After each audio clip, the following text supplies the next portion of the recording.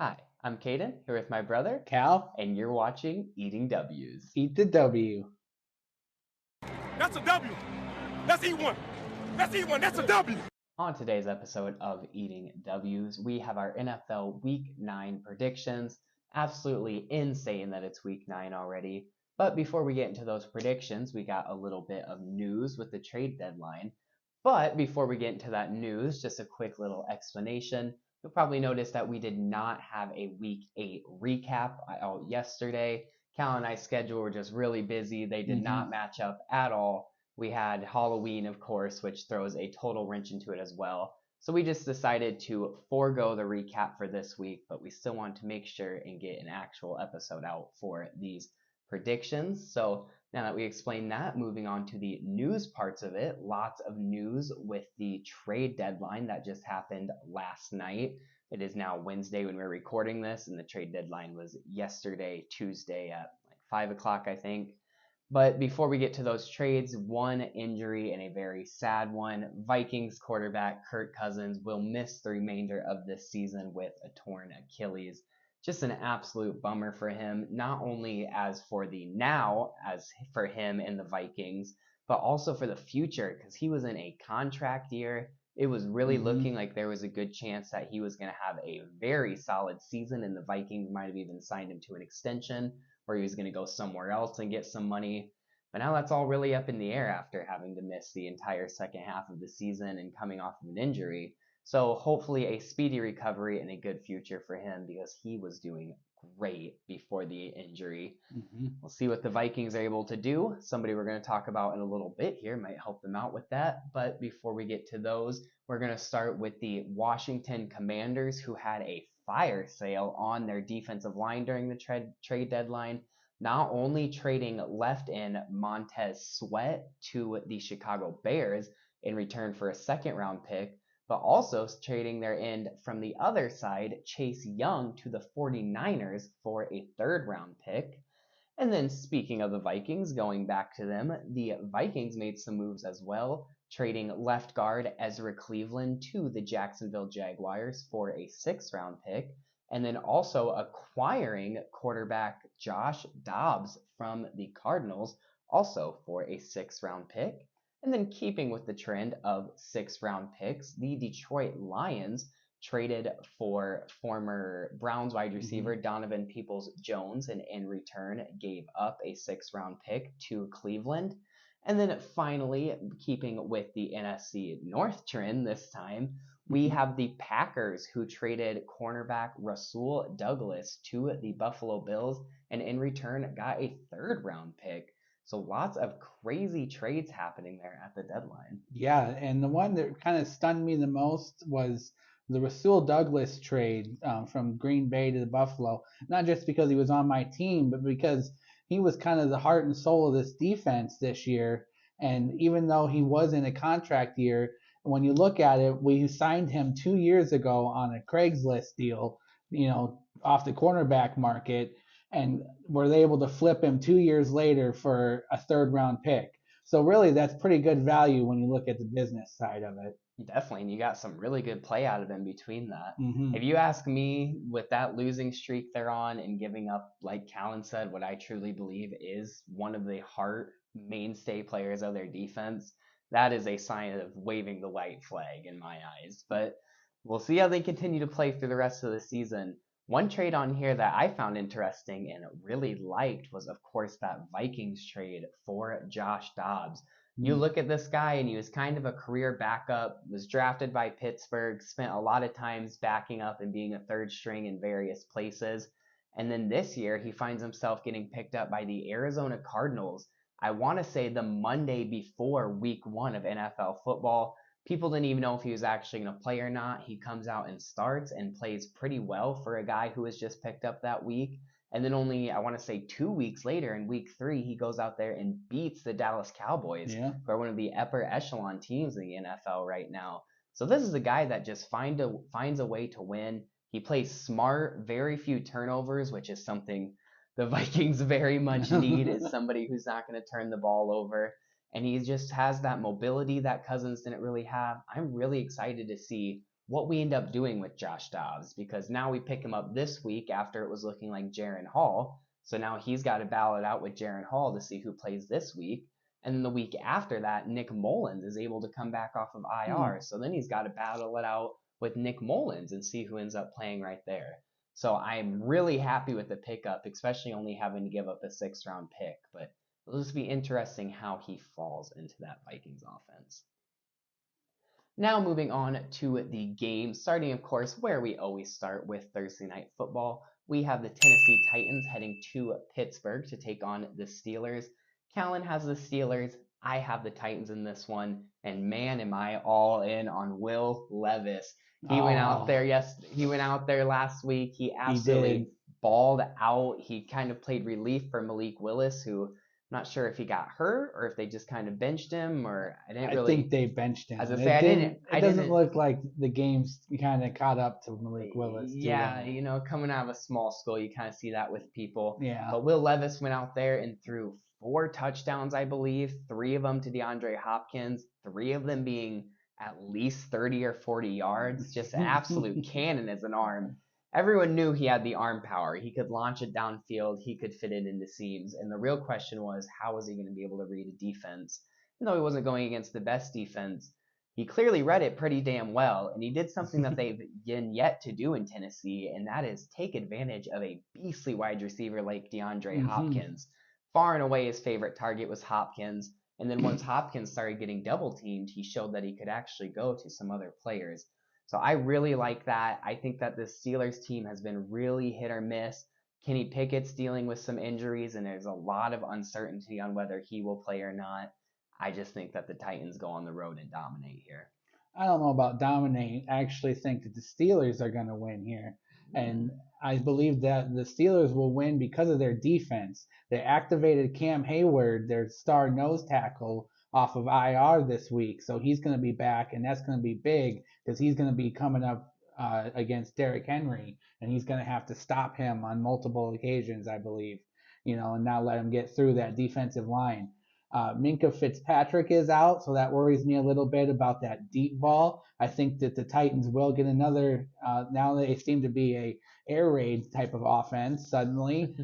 They might get a couple of deep ones, but I think that the the Steelers defense shuts down Derrick Henry and forces Will Levis to really, I guess, prove himself in the NFL, and I think it'll be tough against that Steelers defense. Yeah, it'll be interesting to see because you got to imagine they do a run focus in the box and then really back their corners up and have their corners and safeties play off to protect against the deep ball. So will Levis be able to drive them down the field and play the short game instead of just launching it for 40-yard touchdowns every drive? We'll have to see how he plays there. Now moving on, right after that, we have a Germany game, which is also our game of the week this week, with the Dolphins and Chiefs both heading across the pond to Germany. And we split here again. I have the Chiefs in this one. Callan has the Dolphins. And I like the Dolphins here because this is a Tyreek Hill revenge game.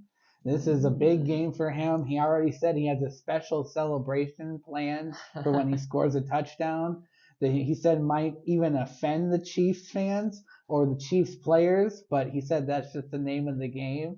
So that'll be interesting to see. I really hope he scores. I'm interested to see what this mysterious celebration is. But I think because of that, not only because of that, but because really this Chiefs offense has showed that besides Travis Kelce, they just really don't have a strong connection with Patrick Mahomes. And there's not many talented weapons at his disposal. We're talking about late round guys, undrafted rookies, and sure they make every play every once in a while, but they just don't have that connection that he had with Tyreek Hill. Even they had to bring back Mecole Hardman, but even he has to get caught up to speed on the new playbook from the offseason and all that. Plus, it's a new offensive coordinator. He's not playing for Eric Bieniemy anymore. So I think that's a big thing too, is that this offense has really struggled to adapt with minus a Mahomes to Kelce connection, which still seems to thrive. As I say, that is really what they're going to be banking on, of course, because Hmm. as you pointed on there, it's what they're banking on every single week. But I mostly have the Chiefs in this one because they got kind of embarrassed last week. They got beat by the Denver Broncos, one of Hmm. the, I know it was a divisional matchup, but the Broncos are still one of the lower level teams in the NFL right now. They're going to be playing with some fire under their ass. They're going to be mad. They are going to be looking for revenge. And what a better revenge game than a huge marquee matchup like this one. The Chiefs aren't used to losing like that. They've had a lot of success over the past years. So the question is, are they going to let that loss get them down and come out and play really crappy? Or are they going to use that as fuel and come out and light up the scoreboard? I think it's going to be the latter option. This should be a hell of a game regardless, but I Hmm. think the Chiefs come out on top. Next up, we're going to be moving back into the US of A with the Minnesota Vikings heading to Atlanta to take on the Falcons. And we split here yet again. I have the Vikings in this one. Callan has the Falcons. And I like the Falcons here because, well, the Vikings are starting BYU rookie Jaron Hall. And from the few plays I saw him play against Green Bay, he's not ready. They had him throw the ball a couple times, and it was scary. He almost got a safety and threw an interception and got a sack, had a fumble. So it wasn't a good start for him, and I don't think it's going to be a pretty start for him this week either. They have to go to Atlanta, which is going to be tough for him to go on the road. That's a tough place in that dome there. The Atlanta crowd's going to be fired up. They're going to be playing with Taylor Heineke. The Atlanta Falcons made the switch from Desmond Ritter to Taylor Heineke, so he will get to his first start of the season for the Falcons, and I think that he's going to play well. He played well for the Washington Commanders last year, who I think would be the starting quarterback for them if not for Sam Howell. But we'll talk about Sam Howell another time. Yeah, Sam Howell's been killing it. Impressive stuff by Yeah, he him. has. The thing I am most afraid of in this Atlanta game is probably Taylor Heineke. Yep. Last year, Taylor Heineke was drafted as not drafted, picked up as an undrafted free agent rookie by the Vikings to start his career. He got his chance for a little bit of a revenge game last year with the Commanders, and we ended up winning in a close game there, like we do every week. Every time we win, it has to be in a close game. But now he gets kind of another revenge opportunity here with Atlanta. So he is scary, but nonetheless, I'm sticking with my team. I'm going with the Minnesota Vikings. I think Jaron Hall's reps, though did definitely look bad, were Yes. kind of terrible situation. We shouldn't have had him passing at all in the situation we were in. I don't know why we were doing that. He was going against a pretty stellar defense, backed up against his own end zone. Hmm. But nonetheless, he did have that fumble. But on the next drive, he came out there and he threw two completions, one of them being the first down that truly iced the game. That's I think he true. started to get a little bit of momentum going.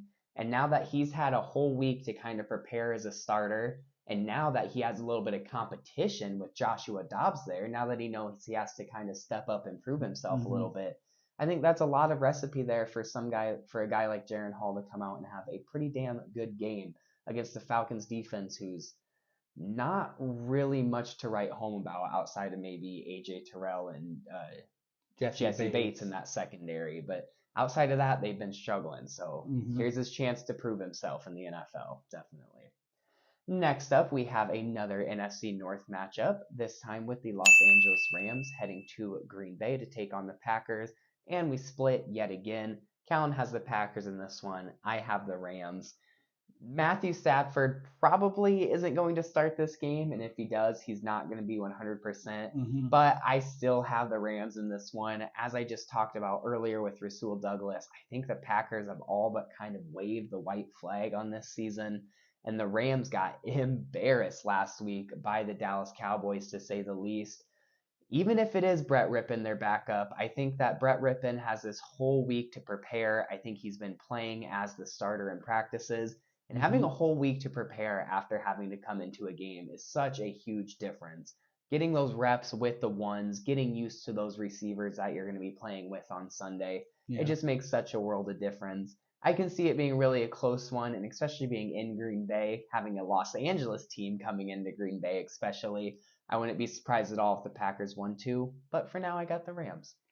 Yeah, I like the Packers here on this one. I went against them last week because I just feel like the Vikings were the better team. We had our chances to score and tie that game up, but we showed why we're still a young team with growing pains. But I like the Packers in this one because they're probably not going to play Matthew Stafford. And if like you said, if he does play, he won't be 100%. He'll be playing hurt. I like to see our run defense shore up here. We're not playing, those superstar running backs. We're playing some Darrell Henderson or Royce Freeman, guys that are decent NFL players, but they really shouldn't be running for 100 yards. And I really hope we can keep them under 100 yards rushing because I don't think that the Rams have had a 100-yard rusher all season. So, I fear that the run defense is going to let us down, but I really think that this being a home game is going to help us. The Rams coming in, it's going to be cold, and really we're a desperate team. A team on a losing streak like this starts to get desperate, and we need a win, and you get hungry for a win. And I think that this is just a setup for a perfect matchup for us to gain that win and break the losing streak. I don't know. Hopped up on painkillers, Matthew Stafford coming for a revenge game to Green Bay after all those years in Detroit. That's almost more scary than anything. That is terrifying. The more that I think about it, but he's gonna play like Favre, and he's just gonna be shooting bullets, firing fireballs all around. Break open the Vicodin. He'll have 3 picks and 3 touchdowns, and it'll be a 28-21 game. Break open the Vicodin. Let's go, Matthew Stafford.